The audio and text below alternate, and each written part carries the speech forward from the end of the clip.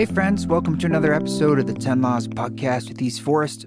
I'm Mr. Forest. Thank you so much for joining us again this week. I have a conversation with my friend Blake Spalding, and she is one of the co-owners and co-founders of the Hell's Backbone Grill, which is a really amazing, super unusual restaurant down in my neck of the woods there in southern Utah, in Boulder, Utah.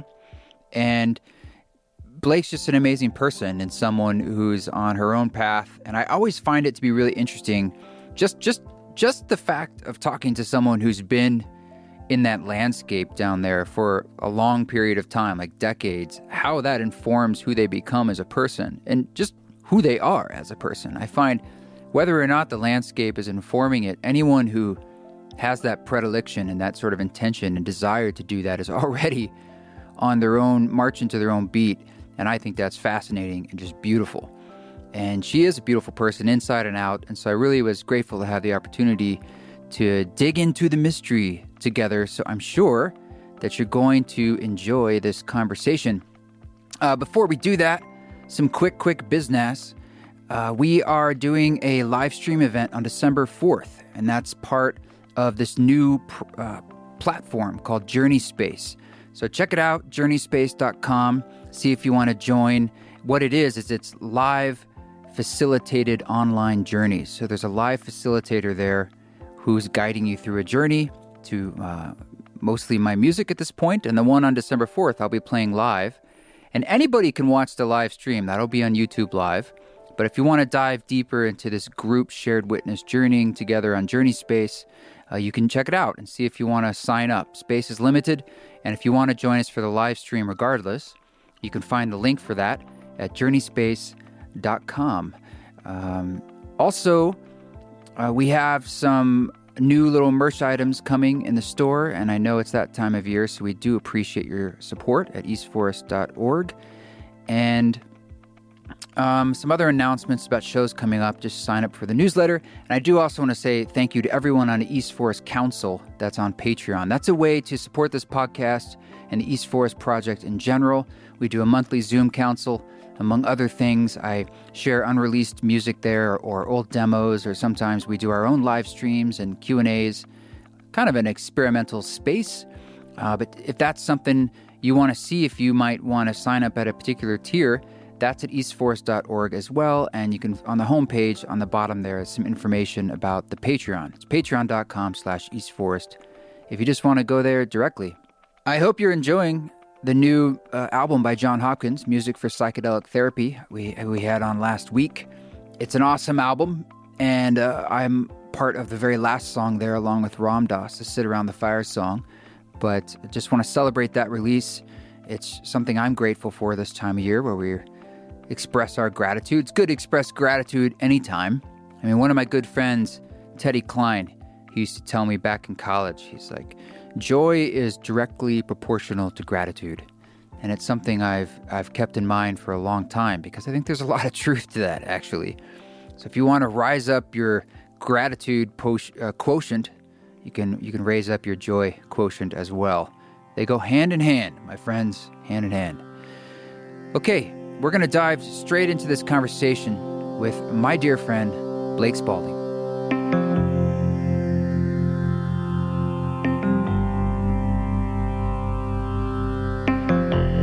Well, Blake, thank you so much for taking time. I know we planned to do this a long time ago and we didn't get to do it. Or maybe we just didn't do it. I don't remember. But I like the few podcasts I've done with my friends in town. And I was trying to think what the glue is that holds it together. And like Dave, we were just talking about Dave Holliday, who was on one of these 2 episodes in the past. He was right here in the studio that we did that. And there's something about like the way the land here influences people who've been here a long time. But, you know, they're different people, but there's some kind of unifying energy about how that's influenced you. So I want to get into that. And you can answer maybe that first, or use it as a springboard. But first, just if you could just give us a little bit about who you are and what, you know, how long you've been here. Hi, Krishna. Thanks for inviting me. It's really, I feel really honored to be here with you in this cool studio. Yeah, so my name is Blake Spalding, and I started Hell's Backbone Grill and Farm we're finishing our last the last days of our 22nd season right now. A couple days from now. Yeah, we have 2 more dinners. And I moved here with my business partner, Jen, to start the restaurant because of Grand Staircase Escalante National Monument. Like, I really loved the idea of living kind of in an inholding of so much protected, extraordinary wild lands. And then kind of our idea with the restaurant was, I guess I should back up and say before that I was a Grand Canyon River cook on like commercial rafting trips. That was your sort of way of being introduced to this landscape. You were around it, guiding and stuff. Yeah, and like really deeply understanding through those years of work the power of a lovingly prepared meal in a really extraordinary landscape to transform and open people's hearts. And so that was sort of the mission statement behind the restaurant, was to make like a warm hearth where people could come and experience their public lands and feel like they had a place to gather on their way into an ideally transformative wilderness experience, and then to come back and share afterwards. And that model has really worked for these last 21 years. It's not easy making anything in this landscape, let alone really good food. I mean, in my mind, because everything has to be brought in. Can't imagine doing it in the Grand Canyon area. It's got to be hard. Pack it in, pack it out. It was an awesome training for doing what we do here. And I was really into it. I actually made the menus for a number of the commercial river companies and created the recipes. And food has always been my passion. But I wanted my own restaurant because I wanted to be able to help open people's mind to some of the sick systems that we're trapped in particularly in the restaurant industry, but in the larger food industry in the U.S. And at the time when we started the restaurant, we were the first farm-to-table restaurant in the Rocky Mountain Southwest. So we opened with a really huge garden, and we added a second garden, and then we bought farmland and started growing our own food in 2005. Yeah, you all have a pretty extensive farm down the road here in town, and then a lot of like employee housing there. It's a whole massive operation. People don't realize how remote it is out here. And I also would imagine, like, when you were thinking about starting this, there probably was a lot of opposition because there wasn't anything like that, I'm sure. There still really isn't a lot like that out here. And so you're kind of like this lighthouse for something different, like a different way of doing things. And there's, with the pushback, that had to have been tough, and I'm sure still is in some ways. Yeah, it's changed over time, as everything does. I've always been really political and kind of an activist. Like, from the time I was a young teenager, I was protesting nuclear power at Seabrook in New Hampshire, where I was born. And, I think for me, I knew that my career path, or the work that I wanted to do in the world, was going to always have some sort of connection to trying to, I like the word lighthouse, that's very flattering. But yeah, to try to stand for something. And for me, what I stand for is what I stand on. I'm a huge lover of Mother Earth. And so much of the sort of sorrowful and harmful things that are happening to the planet are happening through these really sick food systems. And so for me to teach people how, because at the time when we were starting the restaurant, everyone was like, well, you can't have an organic restaurant. Like, that's impossible. Why not? Well, now that's it seems like a really silly thing to say, but that was mainly what we got, was people were like, oh, it's not going to work. You can't do it. It's not financially viable. Oh. And it is true that the restaurant industry, you have to be pretty ruthless if you want to make money with it. So we've never really made money with it, which is actually fine because it wasn't our goal. It's so successful. Yeah, but we pay our employees really well. We pay for real food. We don't cut corners the way a lot of the sort of industrial organized restaurants do. And it's okay. I mean, we've made a very good life for ourselves here. It's not like I needed it to be a wealth producer. Particularly, that was never our goal. Our goal was for it to be kind of a positive change influencer. So when we arrived in Boulder at the end of '99, it was we got a pretty frosty reception initially.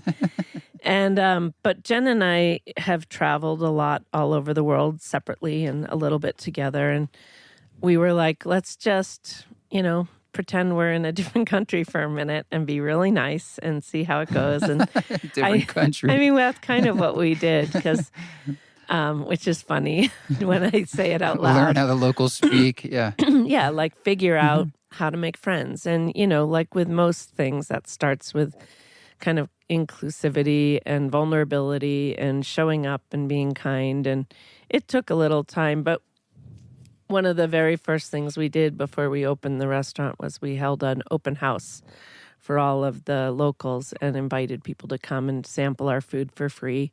And I wasn't sure if people would come, but a lot of people came, and it was really nice. And it turned out that was a really good thing to do because then our only labor pool at that time was like the children of the ranchers. And so we hired like 6 Lefevre kids and, Yeah. and the Davis girls and,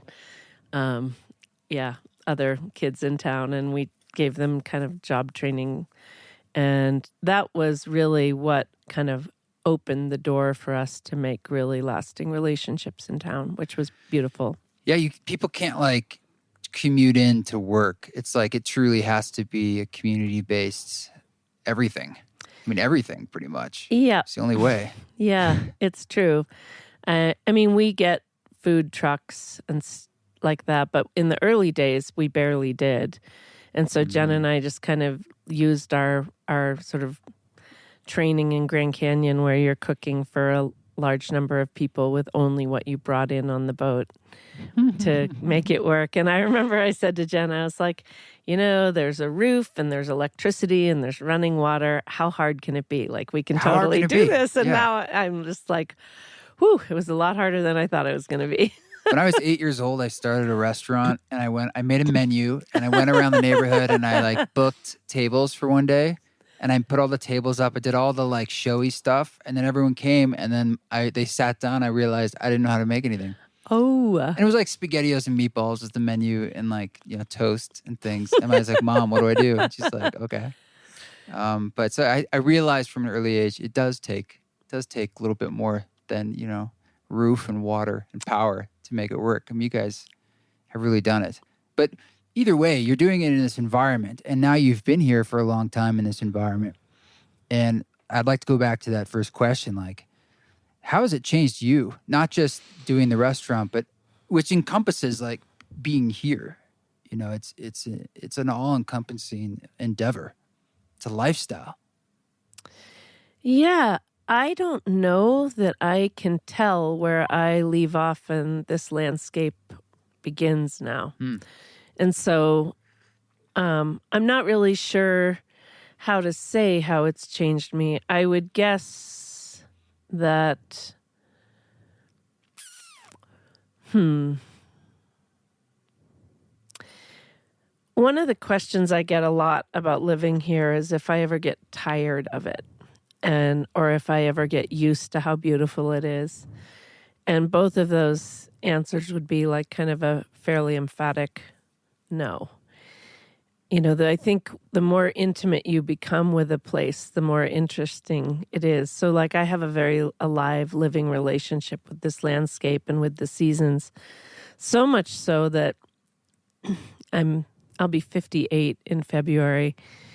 It's like I don't like missing things now. So like it's getting harder to leave. And I used to be a big traveler and really enjoy going to far-flung places and experiencing different cultures. And now it's like, it's so soul satisfying to really dig in and let my roots grow very deep and sort of my knowing of this place to to become more intimate.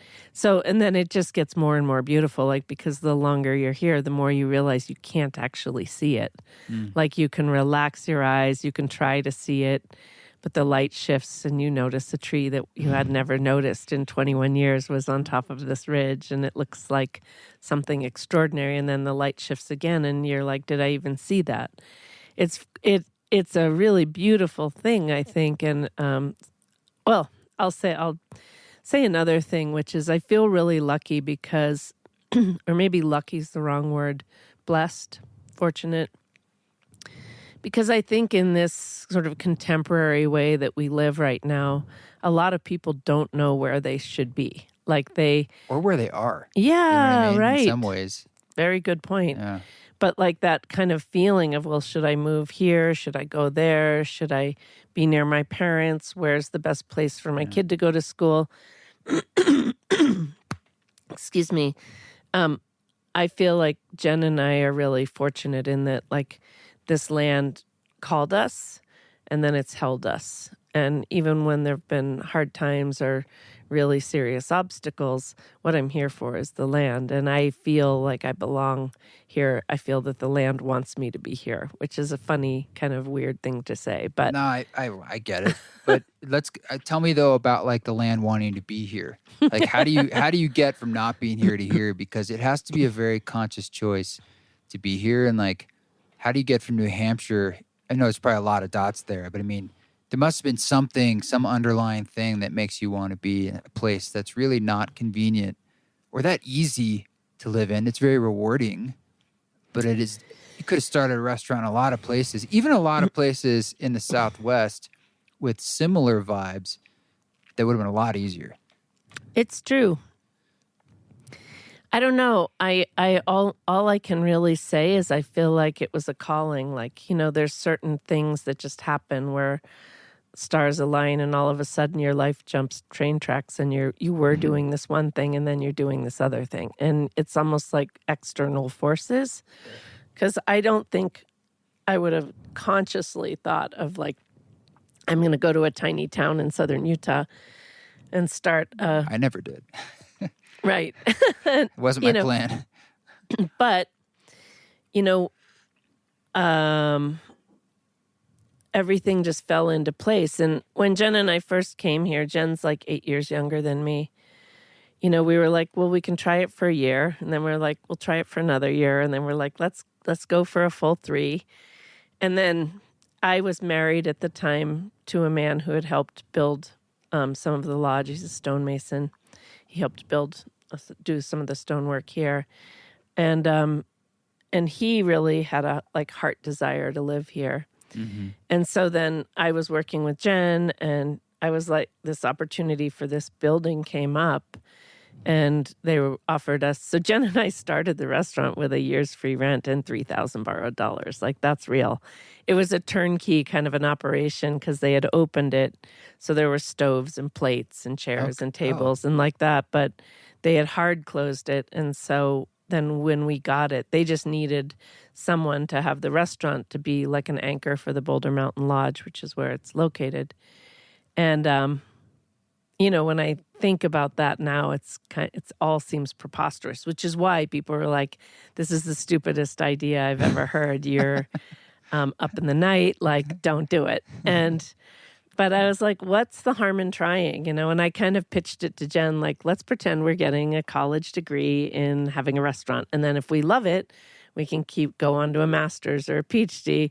If had we you hate run it, a we can restaurant call before? it. No, but both Jen and I had grown up working in restaurants. We both grew up kind of, I don't know, underprivileged or, in relative poverty. And so I started working in a restaurant when I was 11.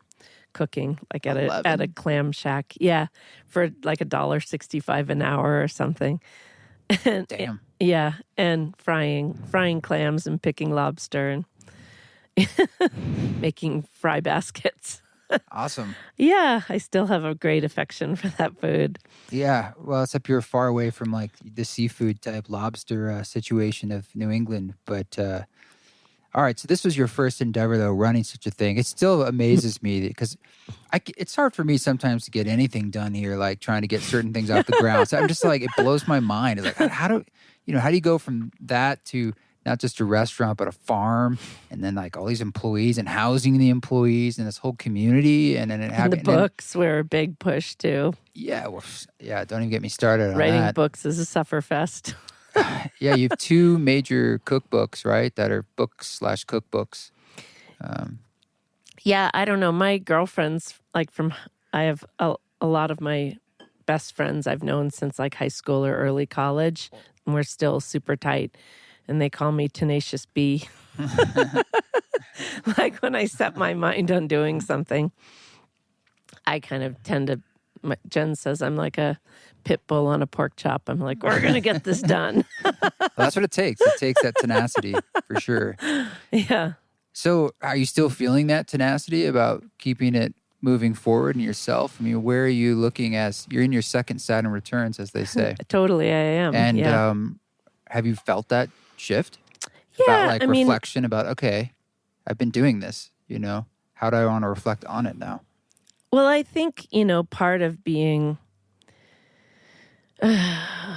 sort of an engaged person in the world is like really noticing what needs to change. Jen and I are kind of ruthless self-correctors in general with our business. And, one of like our sort of mottos in life is you don't get a day off from trying to be a better person. You have to get up every day and kind of the point keep maybe doing of it. Being here, really. I feel that for me, it's what works. And, which isn't to say that you don't make mistakes, but for me, the definition of like my own sort of sense of sanity is like the ability to tell ourselves the truth about the good and harm we do, because as humans, we have to do both. And I am still very much in love with and interested in my project.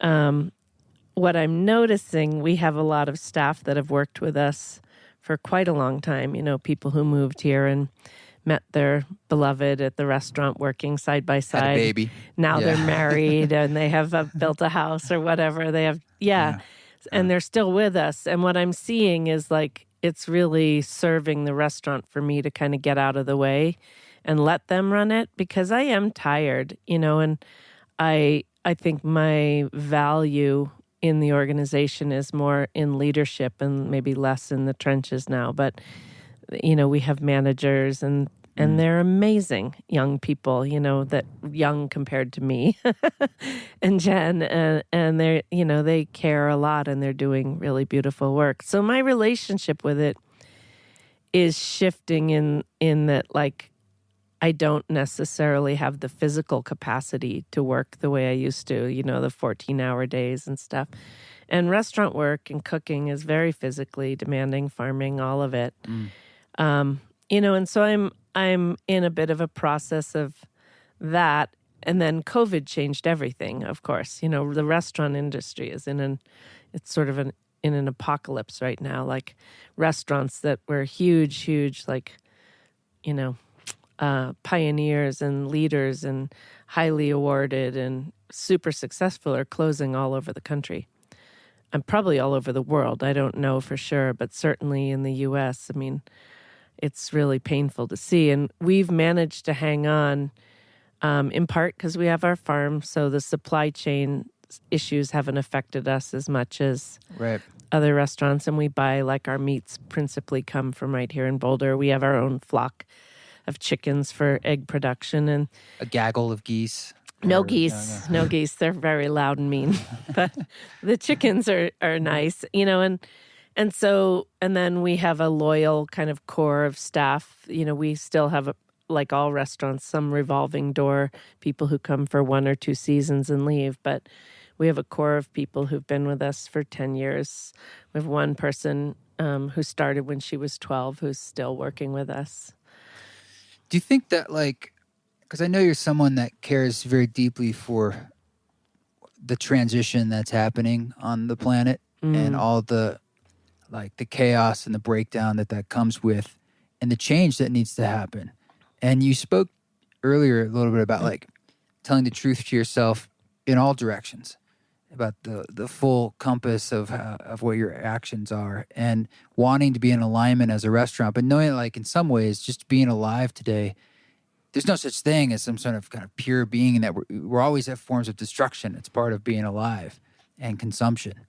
And then in the tourist industry, it's like this double-edged sword of like, they're coming here and doing maybe all the things that, even just like burning of the fossil fuels and the traveling and some of the asleepness. But then again, they're getting exposed to the landscape and the food and the energy. Is that something you find some peace with, or is it kind of a struggle? It's sort of like life in a way. Yeah, I mean, I think about it a lot, actually. It's something that, Jen and I have these sort of filters set up that are how we make choices. Is it good for the planet? Is it good for our guests? Is it good for us? Is it good for our staff? Is it good for our community? Like, in trying to always err on the side of Because it's not black and white, what's right? the better choice. No, everything is nuance. Yeah. And what I have kind of come to is that I think that so much of the sort of harm that's happening to the planet, to our mother, comes from a disconnection from ourselves as being animals that come from this planet, like we were born of her. People think of us as having arrived because that's the mythology around, on a spaceship. On a spaceship or, from God or whatever the Sure. it is. But, my sort of understanding is we came out of the primordial ooze and we were born of this place. And so I feel a tremendous sense of responsibility for caring for her, for this extraordinary spaceship we're riding the cosmos on that has hummingbirds and wares. Yeah, I mean, Just this is the spaceship, but We are it the spaceship. It birthed us, exactly. And so, I'm always trying to think through, like, is it more harmful or less harmful? What I've landed on is I think that people, human beings, really, in order to have a sense of connection to the planet, and have to feel their wildness and their animal body. Yeah. And that if us having a restaurant here that serves really lovingly prepared, thoughtful food that is of this place, then people come here and they have some kind of like an awe moment or a wonderment or like a excruciatingly beautiful soul opening experience. Yeah. I love the idea of awe and awe. Yeah. Awe and awe. Both are like so needed. Totally. And I think, I'm obviously not the person who's going to go to Vegas and try to have a restaurant and make a ton of money. Like, I wish Vegas would disappear into the desert. I think sorry anyone who's in Vegas, but it's painfully unsustainable. So having a farm that, where we are always deepening our regenerative agriculture practices, creating food that is of this place, because when we started the restaurant 21 years ago, if you were like having fancy food or special food, it was always food from somewhere far away. So you were really living large if you're eating Maine lobster in LA and you're eating Chilean sea bass in Maine, and on it goes. And I wanted to really flip that paradigm and say what is of this place is most inherently delicious and nourishing for you. And, when you think about it, and this is kind of a controversial thing to say, and I've gotten laughed at for it, but, well, I mean, there are few things as intimate as eating. Like, you are literally taking food that someone prepared into your body. It's like sex. That's controversial? Well, the sex part. you Most people might get don't. salmonella if you're not going to get like gonorrhea. Right. They don't think Hopefully about not. it, though. That'd be a like, bad meal. we just consume. But if you're thinking, like, whose hands grew this? Whose hands prepared it? Whose hands just served it to me? We're mixing all of our microbiome. We're, we are taking into our body and then actually physically becoming because of what we ate. And literally, most people fueling your new don't cells. ever think about that. Like, they're just like chugging down what they're chugging down, and they're shoveling in their food in their car. And I'm not here to judge, because I understand we've all gotten trapped in all these sick systems where we're too busy and this and that. But when you can slow down and eat a lovingly prepared food with food that's made from the place that you've just spent the day or 2 days walking through, and I think there is a change that happens. So for myself, I'm at peace with the good we've done. I also see places where we've made mistakes. I mean, both Jen and I, like most Americans, have, some background, complex PTSD and generational trauma and all the other kinds. So we've done some things that I would do differently now. I know more. Sure. But I love to change. Like I like to get better. I'm a seeker of information, and I want to integrate more and more and more information and be a better and better person. So as we learn more about better practices, whether that's labor practices or it's better growing practices or better business practices or how to be better in the community, we try to implement those things to the best of our ability. And that keeps me feeling like we're on the right side of history. Yeah, you know this idea about being in touch. I love this idea of being in touch with our wildness and our animal nature. And you just had your dog in here, and I think that's one of the great things about dogs and pets in general. But the same needs that the dogs have, we have. Totally. We 100% have those same needs. We just also have these other octaves of needs on top of that. And we forget those basic needs. And even the ones as simple as like just the structure and the exercise and our connectedness to, the space around us. When we talk about wilderness, that's one of probably the most powerful things for me being out here is being in a space that is still wild, because it reminds me of what's wild inside me. And I don't mean wild what we typically think of, like I'm crazy. It's the part wild that's and crazy guy. Yeah, the parts that aren't just in my head, essentially. Yeah, and what better way to really connect, because then we're actually connecting to not just our wildness, but like the regenerative power of planet Earth. And yeah, you see it all around you, the storms and it's just you see that it reflected in yourself when you just start to stop for a second, like, oh, I'm the same way. I have ups and downs. I have storms. I have to rebuild. I decay. Yeah, exactly. And I think, if I could wish for everyone, besides true equity, justice, and parity and things like that, I would wish for people to be able to experience what it is to be truly in love with and loved back by this planet, and not to have the disconnect and the kind of like attendant grief and sorrow where people feel so like I don't have the experience of feeling lonely because I'm in deep relationship with all the trees at my house. I'm in deep relationship with the rock formation that's out my kitchen window and with the monument that's a mile away from my house that I can walk to or drive to. But I have like so much friendship with the natural world around me that loneliness isn't something that even occurs. And I don't mean that in any kind of way of hubris. It's just like that's I'm in a deep relationship, and it's a very satisfying relationship. I'm assuming that's something you cultivated, because the people would think, oh, okay, what do you mean you get nourishment from a rock? And it's like, tell us like what that process is. And I'm assuming, or did it just happen initially?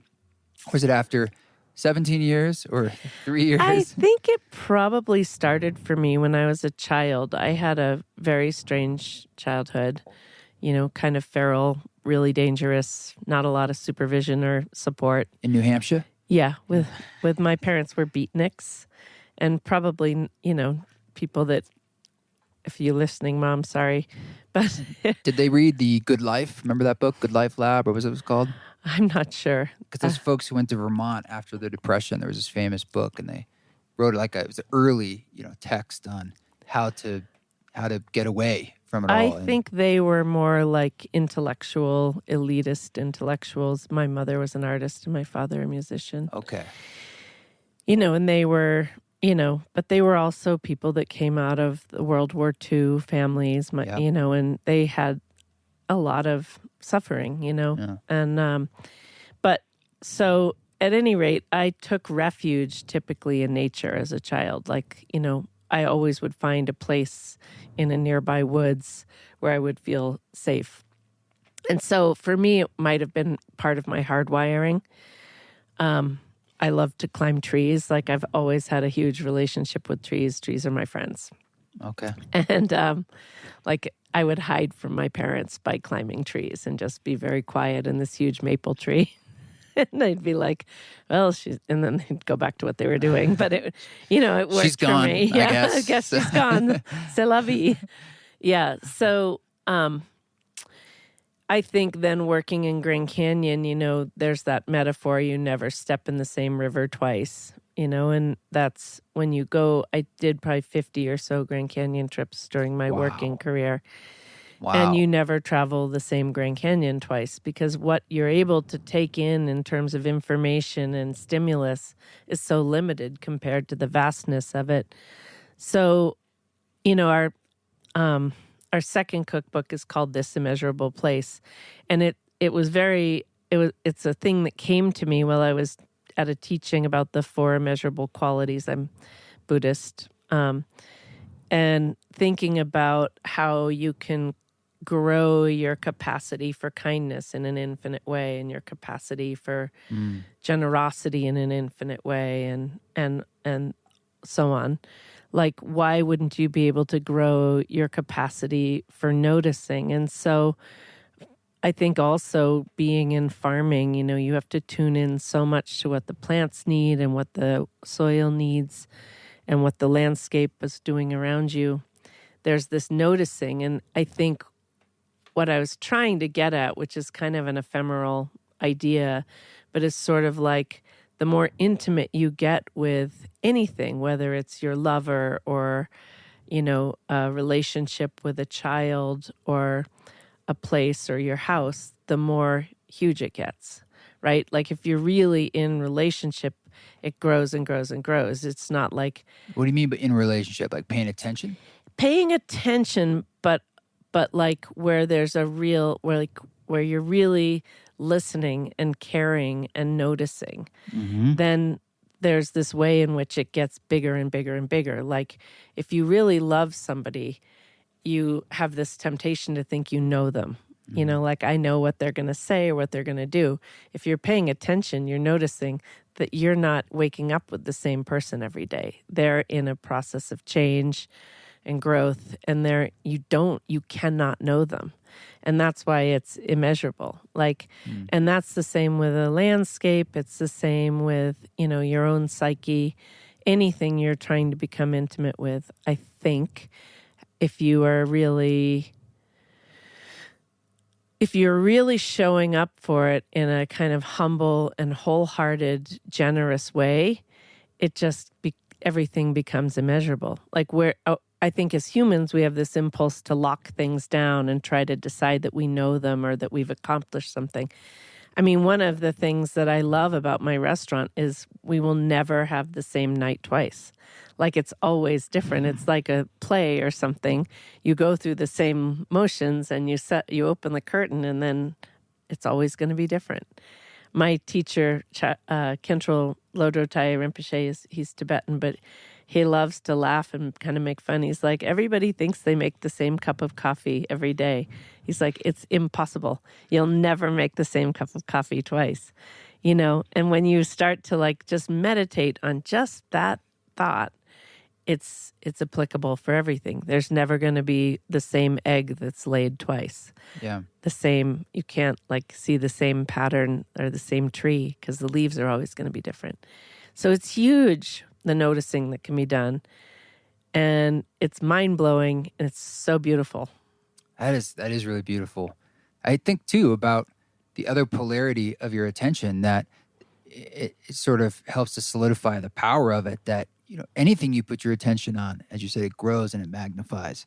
So a lot of us, let's say it's just social media or, I don't know, certain anxious, dark thoughts, the way we get in these loops. I mean, we're feeding our own fires. And that is one thing that's interesting when you're at a place like this. You're this literally surrounded by certain things like that rock out your window.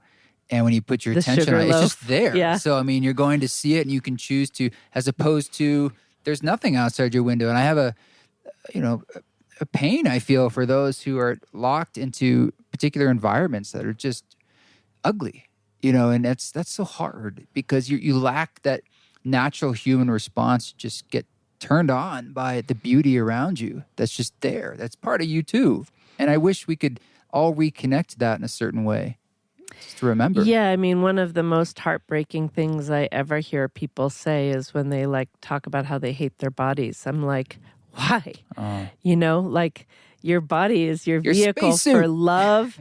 It's how you get to touch a dog. It's how you get to smell a flower. To me, the only relationship to be in with your body, no matter what it looks like, is radical gratitude.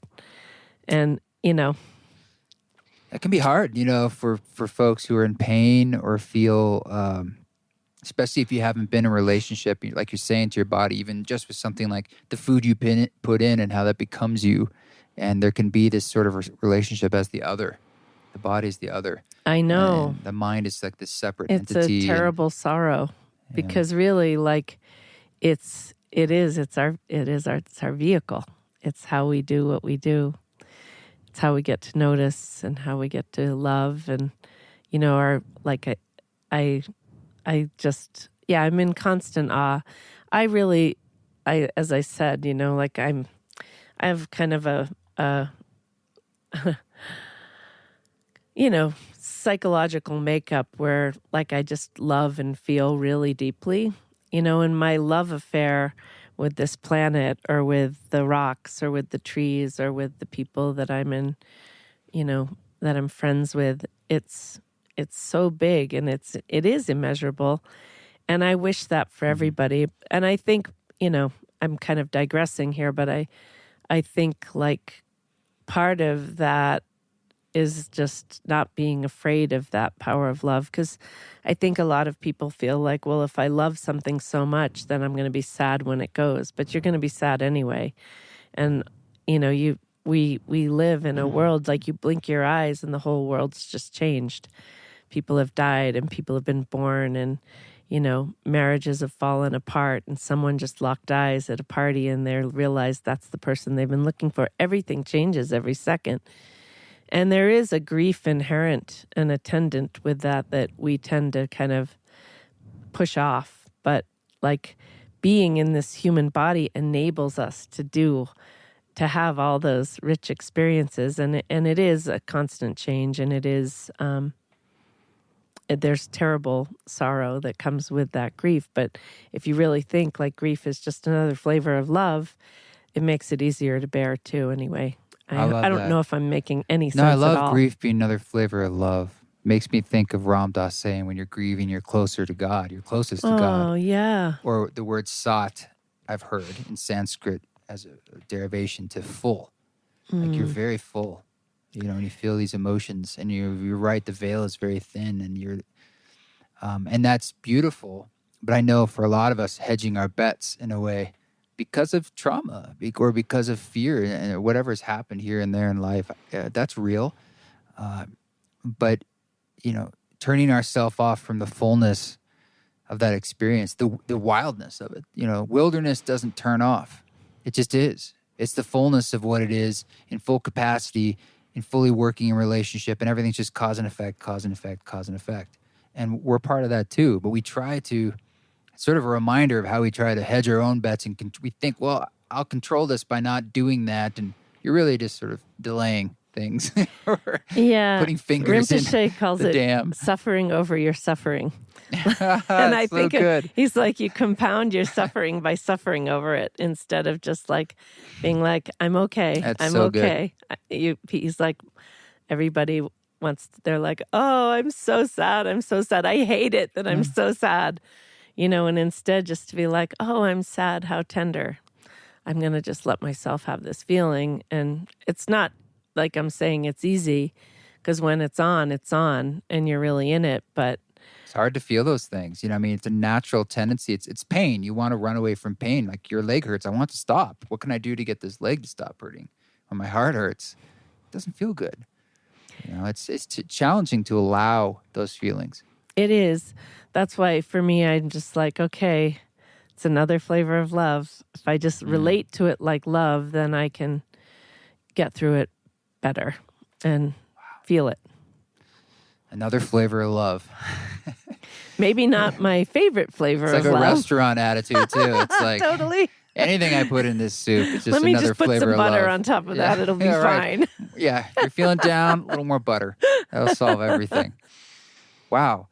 Well, what recommendations do you think you would have for people if they wanted to start with a connection with their food, but they can't come to places and work the land, or maybe even ever have your food, but like in a way that feels meaningful in day-to-day life? Well, I think the most basic place to start is that almost anyone has the capacity to grow a plant, a pot of herbs, or a tomato plant, or have a little, like, tiny, even window garden. And I think once you put the seeds in the soil and tend it and grow something, and then you eat it, it does naturally sort of shift your relationship with food. Because just as I said, like, in a way, the only relationship that I think the appropriate relationship with your body is gratitude. The appropriate relationship with food is gratitude. But I think we have gotten so disconnected from the sourcing of it. People don't think about the tree that the apple they buy in the grocery store that came from 1,800 miles away. Mm-hmm. They don't think about the tree or who picked it. They're just like, there's this apple. And so then it's easy, some crazy percentage of food in our country just gets wasted.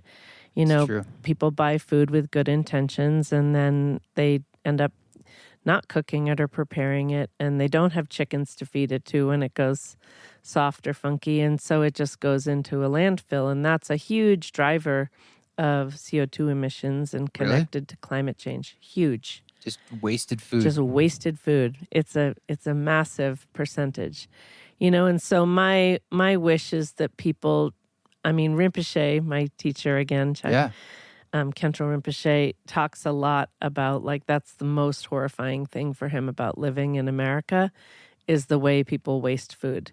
Like, he's like, you're all going to go to a hungry ghost realm, Oh, no. I know. It's terrible. Sounds terrible. I know. But it's just him scolding his students. But I think, like, really thinking, like, prioritizing some reverence and some care for the food that you purchase. And if that takes developing a relationship with a farmer or a farmer's market or growing some food. And, I understand that there's a lot of inherent privilege, in what I'm saying. But, I think also for me, growing up poor, we wasted nothing because there was never enough. And so Jen and I have that ethic. Like, we use everything, that we don't put hardly anything into a landfill. We compost everything. Every plate that customers don't finish gets goes scraped. to soup for the next day. No, it goes into buckets that go to the chickens. The chickens love it, and then they make incredible eggs. That's why the sausage is so good there. Yeah, gross. Yeah, but I think, like... use it all. Use it all. Mm-hmm. And don't waste, and don't just be, like, consuming blindly, like buying more and more and not eating it. Even if, and like, even like with the restaurant, if we have something that we've made too much of, or it's not quite right for serving in the dining room, we find someone in the community who can benefit from it, and I think you can always share food too, like it's meant to be shared. And so use it as if you make too much of something, take it to your neighbor or whatever. But like there needs to be more reverence for our food. And from that reverence might come more reverence for sort of the gift that is our body. So it's kind of like you're talking about the attention you give to things around you, but to direct it towards food, which noticing. Could even just be a few moments, or just a recognition is like, hold up, like, what's going on here? where did this come from? This is like incredible. Like, look at these colors in front of me. Or like somebody picked all of this. And I really love to, before I eat a meal, take a second and, it's not like I'm saying a big prayer or something, but like have a moment of gratitude for the hands that grew, the hands that prepared, the hands that served, or, and the food itself, especially if it's an animal. Life that was given. Right. Yeah. So I think noticing is where love comes from, probably, in a certain way, whether you're noticing a really beautiful rock or you're noticing the face of a beloved other or you're noticing the gorgeousness of this, sliced cucumber on your plate. Mm-hmm. Mm-hmm. I love that. So what are you looking forward to, or the opposite, concerned about as we're moving into a new year? You're generally an optimistic person, I find, but also one who pays attention and has concerns about what's happening. But on a personal level, like, how are you feeling? Yeah, thank you. I have a friend named Rebecca Solnit who's kind of an extraordinary mind, and in the last couple of years, I did struggle with some mental health stuff and depression. I got really sad for a time, and she has this idea that I really like, which is like, not to be a pessimist, which like a pessimist says, oh, nothing is going to change, so I don't have to participate. Mm-hmm. And an optimist says, oh, things are going to work out fine. Maybe I don't have to participate. Her thing is instead to really find a way to fuel your hope. And the way for me to fuel my hope is to be involved. So my activism and figuring out where can I be of benefit. I pretty much wake up every day and think, how can I be of benefit today? Like May. And that doesn't feel also like heavy because there's so much? No, because I know that I can only do what I can do. I mean, when I'm out of balance, it feels heavy. Mm-hmm. And then I'm like, I'm not feeling so good. I'm out of balance. Bring it back into noticing. But I think I think a lot about this is a funny one, but did you ever watch the movie Searching for Sugar Man? Yeah. I loved that film, and it's stayed with me. To me, that's my lighthouse, because I'm like, maybe what is it for me? Like Azerbaijan? Maybe there's a place that I don't know about that East Forest is huge. Right.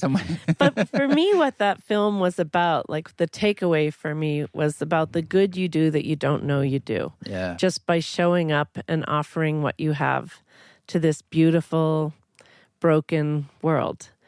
And I'm a really curious person, so I'm very curious about what's to come. I also, another, like, I don't know, somebody told me, and I don't know if it's true or not, but my understanding is that Einstein had this quote. So if I'm misquoting or misattributing this quote, please forgive me. But something to the effect of like the fundamental question that all humans have to ask for themselves is whether the universe is inherently friendly or unfriendly. And for me, the universe is an inherently friendly place. Horrible, terrifyingly bad things happen, and some of them have happened to me. And yet, I think, like, I have a certain faith that Mother Nature has a wisdom that's so past our ability to conceive of, whether it's, a sort of omniscience or like what somebody might attribute to God or, a Buddha. But like that there is a larger pattern. And I am a big fan of the work of Joanna Macy, and her idea of the great turning is something I'm really here for. And so for me, I think, like, how can I be of benefit? How can I help? And sometimes it's just noticing that someone's sad and putting your hand on their shoulder and asking, how can I support you? Or sometimes it's offering bird seed to a flock of hungry red-winged blackbirds, who come through my yard looking for food and ransack the place. But I think finding a way to frame your life into, like, kind of a service that's not like heavy mantle, because Well, so the Buddha taught that all happiness comes from wishing happiness for others, and that all suffering comes from wishing one's own happiness, which is a heavy thing to think about until you really meditate on it. And then you're like, yeah, actually, that is congruent with my experience. Like, when we get small and we're like, I want that thing and I can't believe they got it and I didn't get it. And instead, like, if you can see that someone has good fortune and you like genuinely rejoice and you're like, oh my gosh, I am so happy that, Krishna and Radha found each other and they have this extraordinary, beautiful love, instead of being like, oh, I'm lonely. I haven't been on a date in 3 years, whatever it is, like to rejoice, then it magnifies and you feel your heart is full of light and your soul brightens. And anyway, so I am looking forward to seeing some rights happen, some wrongs get righted, to seeing justice and equality, to smashing the patriarchy. Sorry, but I'm really here for that because... Sorry. Yeah, What, right. a I don't man? know. I love you. You don't have to smash You're my me. favorite man. I'm Yeah. happy to open the door and be like, hey, you're I'm not step the aside here. patriarchy. I just, I love men and I love Oh, I vibe you. masculinity and when it's integrated, but the sort of toxic masculinity that's harmed the world is, it's time for us to bring balance back, Yeah, service feels like you could look at it just like loving, or as you said, it's like kind of paying attention. And the golden rule is the same thing you're saying too. It's like if you want to feel happy, make someone else feel happy. That's how it works. And it's not so much like a secret. It's just like if you just think about how things unfold, like it's generated through the gift, and then that's how it flows back to you in this great yin yang. And is the universe expanding? Is the universe contracting? I think it's considered to be expanding is the current consensus. And either way, an out breath and in breath, but it's like we're inside this, the great turning in some ways is the great turning of the yin yang, or the rebalancing is one that never finds repose or or stasis. It needs to be in motion. And so we need to have the struggle so we have things to overcome, so we have a reason to be here. Yeah. I very much, I'm so heartened that Deb Holland, who's Laguna, is our Secretary of the Interior now. And there's, and what I know, because I am a political activist-y person, is that change is always incremental, but we have to really celebrate the victories when they come. And I love seeing that President Biden has just confirmed more women, Black judges than have ever been in the history of our country. Things like that are really worth noticing too. And then to think, that's helpful. And for me, of course, the fact that the boundaries of Grand Staircase were just restored is really, really, really significant, because I moved here to protected land. I would have never moved here if this land was not protected. And I had a lot of anticipatory grief and existential dread in the Trump years when it was opened up. It was right away. It was one of the first things they kind of did. It just about broke me. It was really, and now it's funny because so much, the mind can impoverish and enrich any circumstance. But I've been hiking a lot out on the monument with my dogs, and just I feel this joy and relief again that it's protected, even though fundamentally nothing really changed. Yeah. It's conceptual. Right. So I'm looking forward to the monument getting appropriate funding and the springs being restored and, lots of things. I have a lot of hope for the future because I believe in the goodness of humans and in Mother Nature and Mother Earth. And I know that I'm going to spend every day of the rest of my life doing what I can to make things better. My goal is really, when I die, to be able to say I really did leave things a little better than I found them. Hallelujah. We can ask for the world to have less righteousness, more reverence, more dogs, and more good food. and more walks on beautiful rocks that are back in the hands of the American people.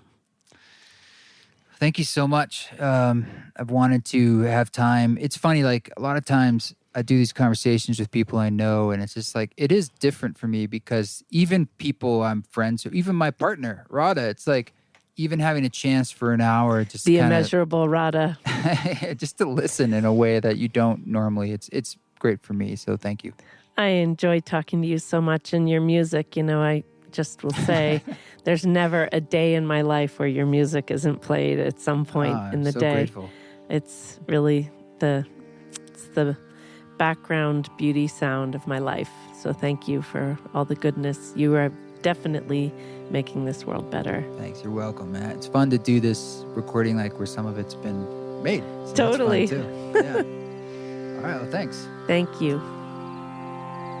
Thanks, Blake, so much for coming into the studio and taking the time on a beautiful fall day to have a chat. I really enjoyed it, and I look forward to doing it again.